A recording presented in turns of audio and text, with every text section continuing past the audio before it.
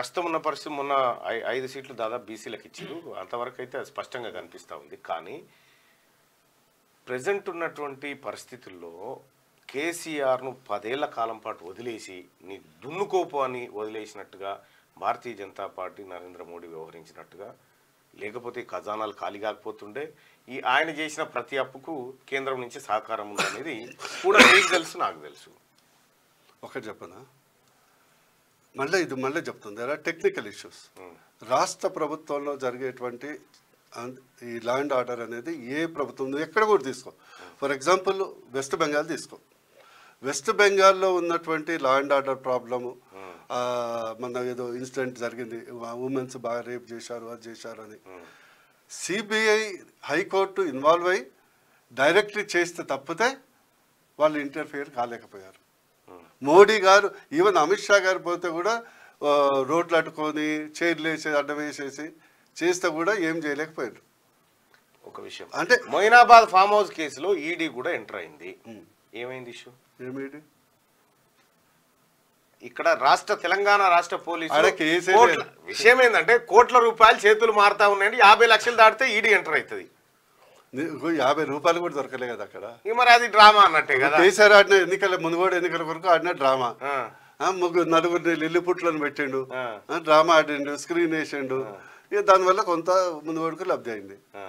నీకు తెలుసు, నాకు తెలుసు కదా. మునుగోడుకు లబ్ధి అయిందా, దేనికి లబ్ధి అయిందా తర్వాత, కానీ మీ ఇద్దరిలో మాత్రం ఎందుకో డౌట్ కనిపిస్తా ఉంది. లేదు, మీలాంటి ఇట్లాంటి అలిగేషన్స్ వల్లనే తెలంగాణ రాష్ట్రం కొంచెం నష్టపోతుంది. ఇప్పుడు అట్లీస్ట్ పార్లమెంట్, నా రిక్వెస్ట్ ఏంటంటే పార్లమెంట్ ఎన్నికల్లో 100% పార్లమెంట్ ఎన్నికలు కానీ మున్ముందు కానీ మీరు ఏమి చెప్పారు, అలయన్స్ ఉంటుందని చెప్పారు.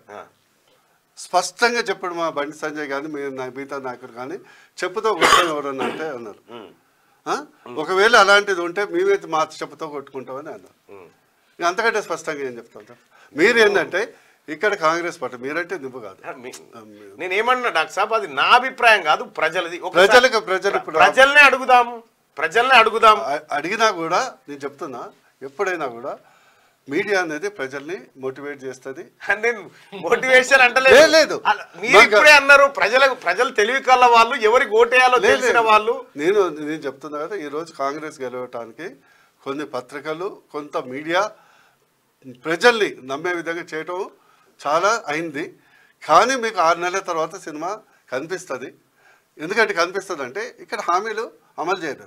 సెకండ్, టీఆర్ఎస్కు సంబంధించింది నా రిక్వెస్ట్ ఏంటంటే దయచేసి ఆ ప్రస్తావన కూడా తేవద్దు. నేనేమంటున్నా, ప్రస్తావన కూడా ఏ ధైర్యంతో లక్ష్మణ్ గారు 6 నెలల్లో తెలంగాణ రాష్ట్రంలో ఈ ప్రభుత్వం కూలిపోతుందని చెప్పింది. నేను ఒకటి చెప్పనా? చెప్పండి. బీజేపీ ఫిలాసఫీ ఏంటంటే నాకు తెలిసినంత ఎవరిని కావాల్సుకొని కూలగొట్టారు. వాళ్ళు కూలిపోతుంటే వీళ్ళని కూలిపోకుండా అడ్డుకోరు.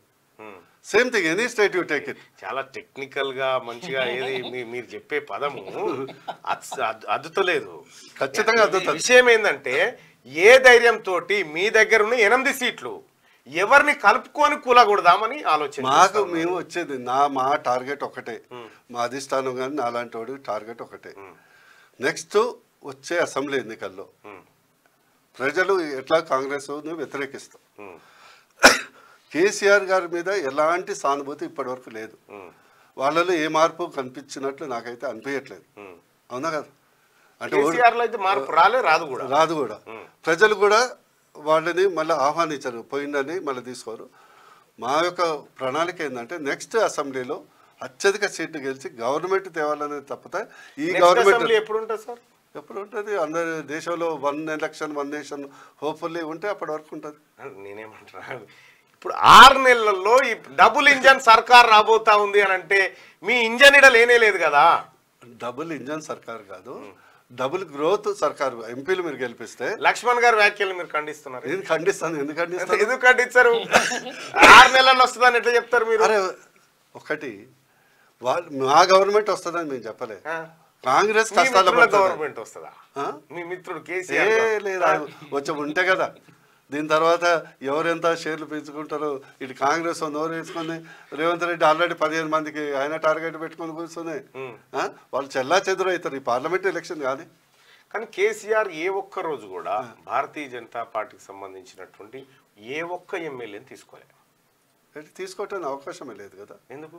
భారతీయ జనతా పార్టీలో కల్చర్ ఉంటుంది లేదా, లేకపోతే కల్చర్ ఇక్కడే కాదు, ఇక్కడ ఏ రాష్ట్రంలో కూడా ఇక్కడే కాదు, ఏ రాష్ట్రంలో ఉన్న బీజేపీ ఎవడో ఒకడో అరజ్ కానీ బీజేపీ ఇన్ జనరల్ ఏంటంటే cadre base party, principled party.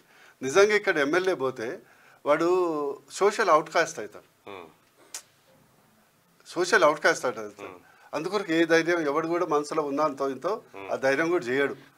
Majority of them సిద్ధాంతపరంగా వస్తారు చెప్పండి.